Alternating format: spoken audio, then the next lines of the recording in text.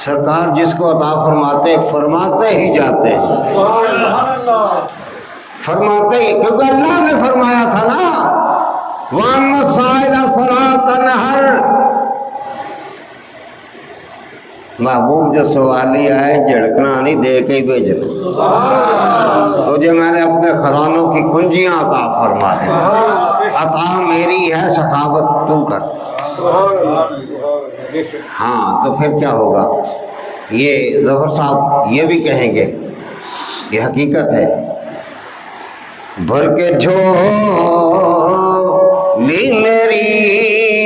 میرے سرکار نے،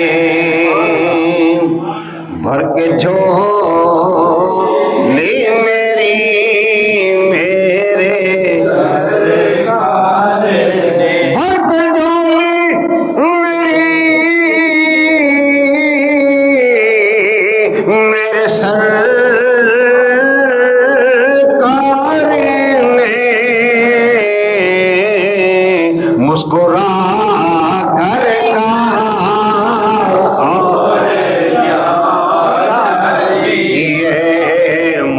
گورا کر کا اور چاہیے مل گئے مصطفیٰ اور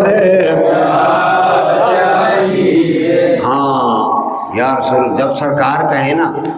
کہ تجھے کیا چاہیے سب تیری جھولے بھی بھر دی اب کیا چاہیے سونیا سب سے بڑی چیز پتہ کیا ہے یا رسول اللہ آقا ہم کو اپنے غلامی کی دے سند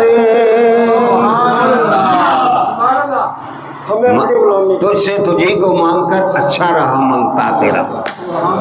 تجھ سے تجھی کو مانگ کر اچھا رہا منگتا تیرا تو کیوں نہ کہیں گے پھر ہم کو اپنی غلامی کی دے سند ہم کو اپنی غلامی کی دے سند ہم کو اپنی غلامی کی دے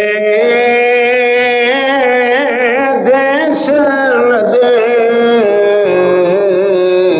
بس یہی عزت و مرتبہ چاہیے بس یہی عزت و مرتبہ چاہیے مل گئے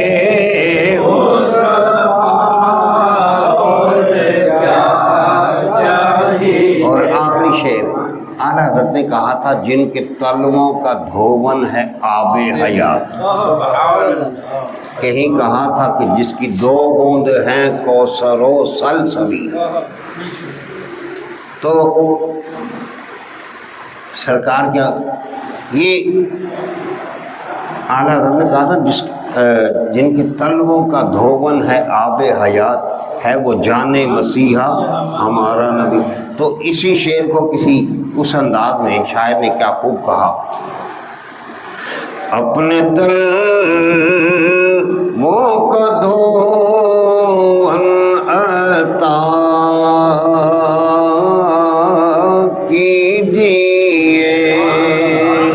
یا رسول اللہ اپنے تلووں کا دھوون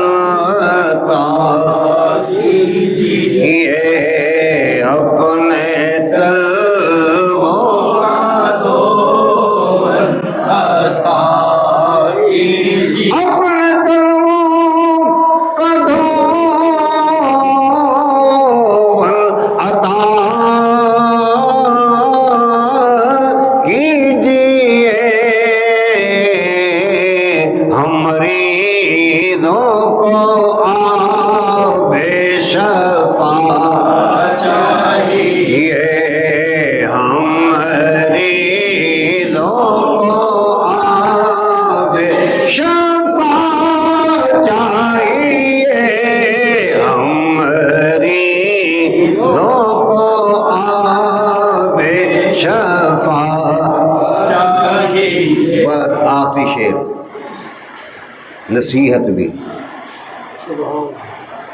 ایکو دے در تے رو غیر دے در تے نہ جانا اور ان سے پھرے تو جان جو تیرے در سے یار پھرتے ہیں در بدر یوں ہی خار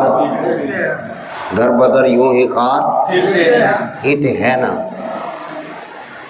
آج میں نے تقریر نہیں کی تو میں نے کہا صرف چھوٹے چھوٹے نقطے دیتے ہوئے آگے چلتے چلو سبحان اللہ وقت بھی اتنا ہی آخری شعر ہے